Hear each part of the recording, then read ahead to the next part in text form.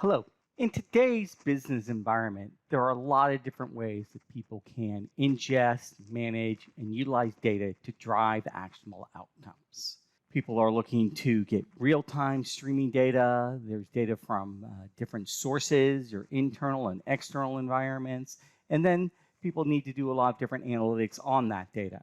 There's data science, predictive modeling, operational reporting, self-service, and in such an environment, there's a lot of buzzwords, a lot of complexity, and, quite simply, just a lot going on. So I thought it would be a good time to bring back some of the basics in an analogy I like to call the circle and square. This is simply all you need to know in two pictures, so it really gets down to the basics. I'm Rob Armstrong, an ecosystem architect at Teradata, and I'll be your host on this little journey and this fun analogy. So let's take a quick look at why companies need analytics. And quite simply, people don't buy technology to buy technology. They buy technology to solve the business problem. So just a couple there, right? The predict and prevent. So you want to understand what's about to happen so you can prevent it from happening. In the same situation next Friday, not last Friday, people constantly were looking at reports from last week and figuring out what to do in their business. Well, you can't change last week. You can change this week. So rather than focusing on the last Friday and what you should change, let's start looking at and predicting what next Friday will be so that the changes we make more sense. And in order to do all of this, companies need to be agile. They need to be able to respond quickly. Now, the interesting part is when people talk about agility, they often go to speed. But agility is really about coordinated speed. Because if I don't have coordination, I have individuals who are agile, but my company as a whole is not. And that's one of the problems that's going on today.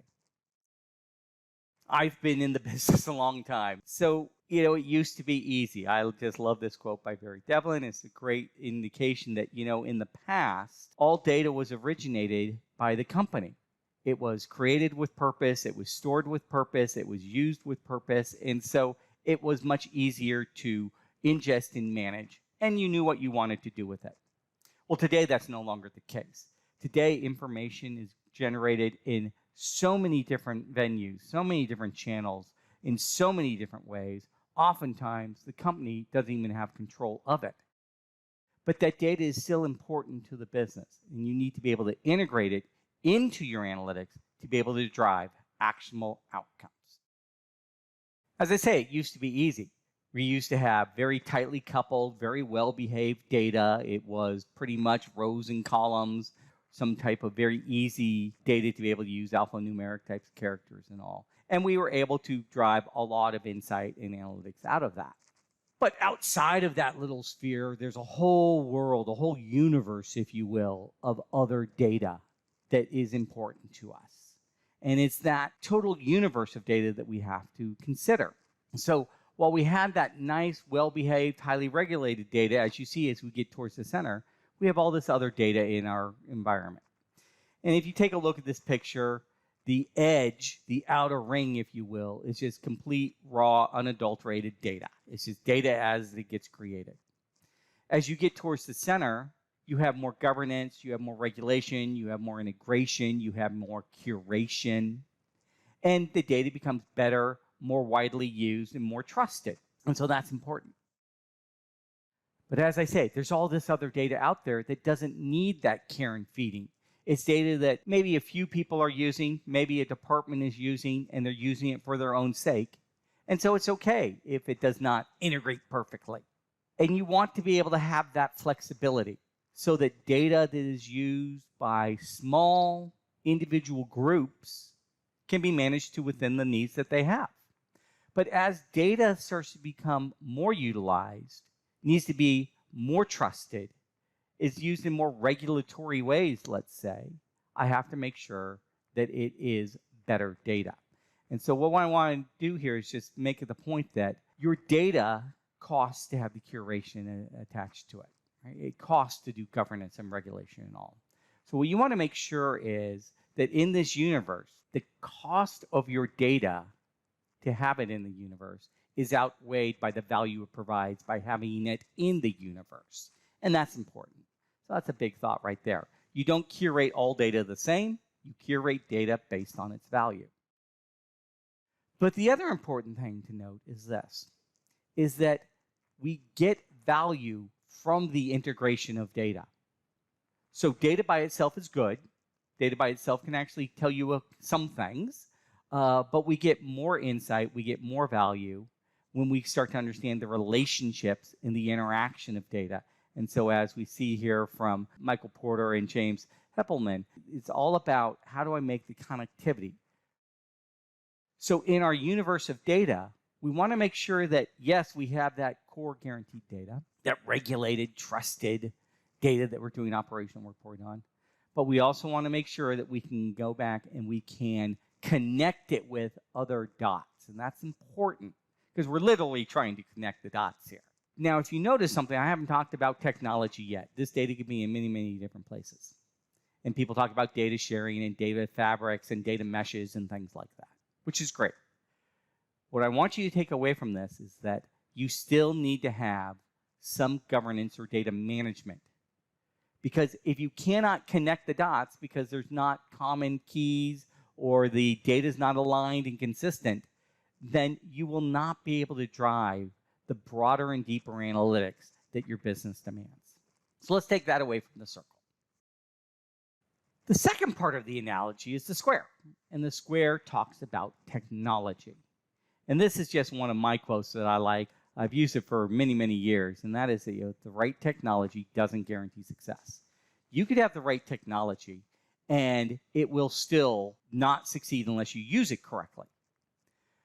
But if you have the wrong technology, you're going to be guaranteed failure. So we want to make sure that we're using the right technology in the right way at the right time to be able to drive that greater success. With all that in mind, let's take a look at our square.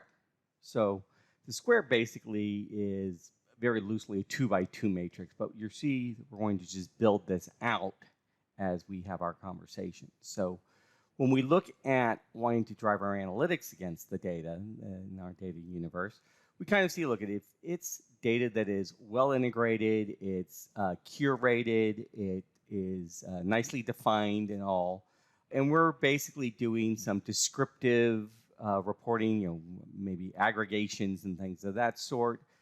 What we really need is a relational database. You need to have a relational tool that can very easily and very powerfully drive deep analytics against that data.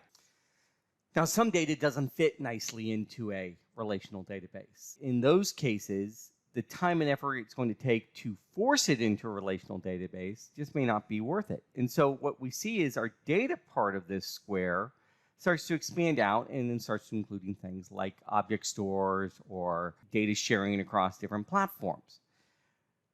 So here's data that I may have in a Parquet format or something like that, but I still need to use it with descriptive analytics and join it with data that's in my relational database.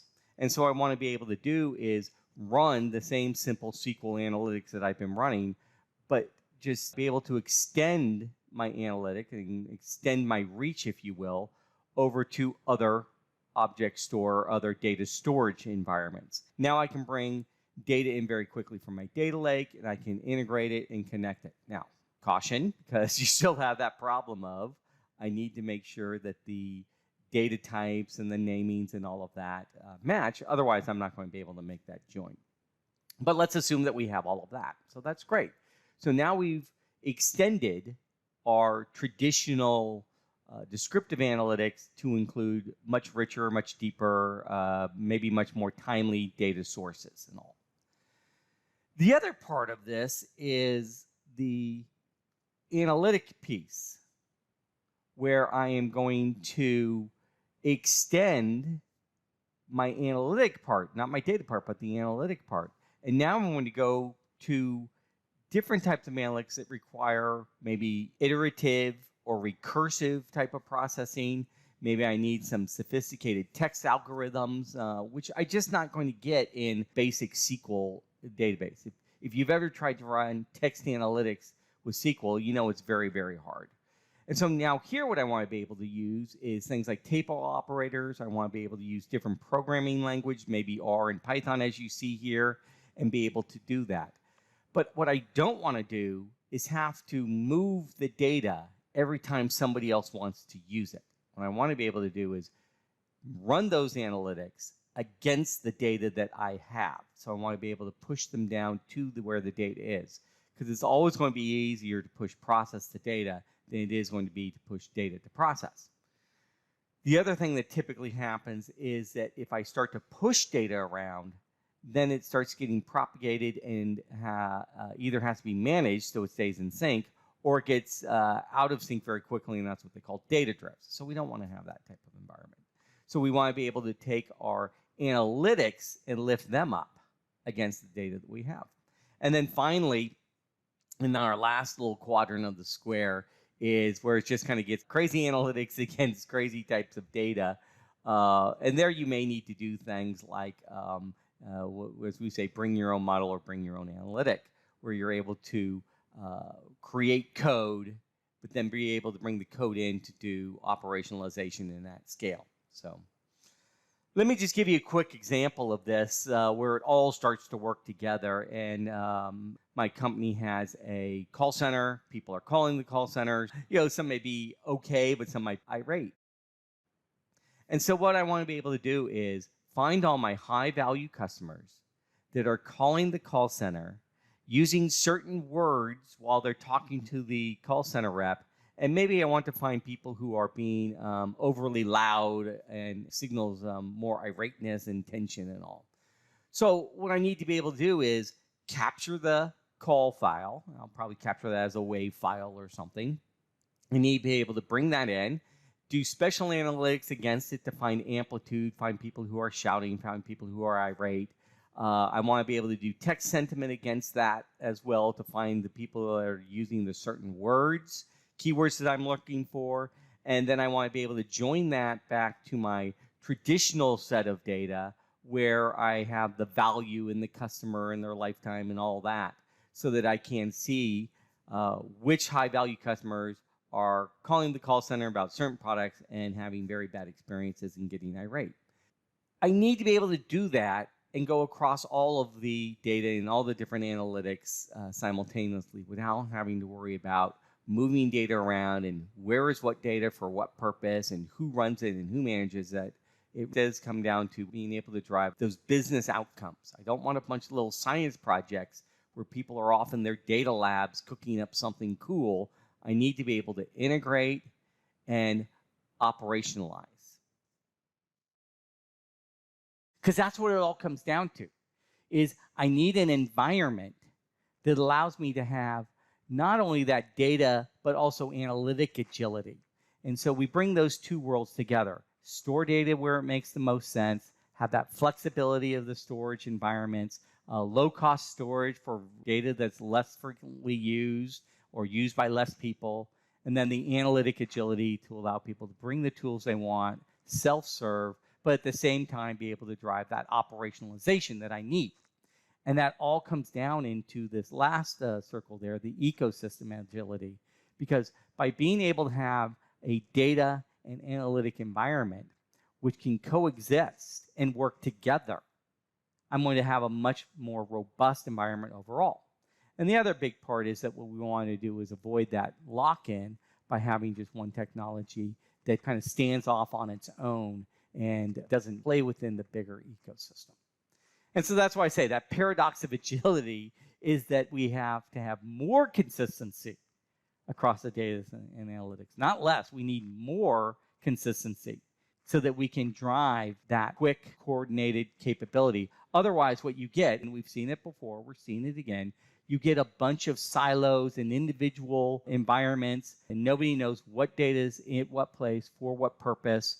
It's being replicated, duplicated, and in often cases, it's being mismanaged, and it's not representing the same thing in different places. That's where you get anarchy. This is what Vantage is all about. Teradata has the environment Vantage, which was born from the experience and knowledge and innovation that we've had over 4 decades of building analytic ecosystems. And so we've taken our advanced SQL engine and database that we are known for, and we've simply evolved and extended it to allow accessibility to other data sources with a native object store, or to other processing platforms with our query grid capability, as well as to be able to let people use the tools they want against the data they need with the analytics that drive the business. And of course, all of that needs to be deployable where you want to deploy it. So Vantage is available in a spectrum of offerings, from the public clouds to private clouds to as a service. Deploy it as you need it, where you need it. And what we want you to be able to do is deliver a total environment that makes it easy and simple to influence your business outcomes.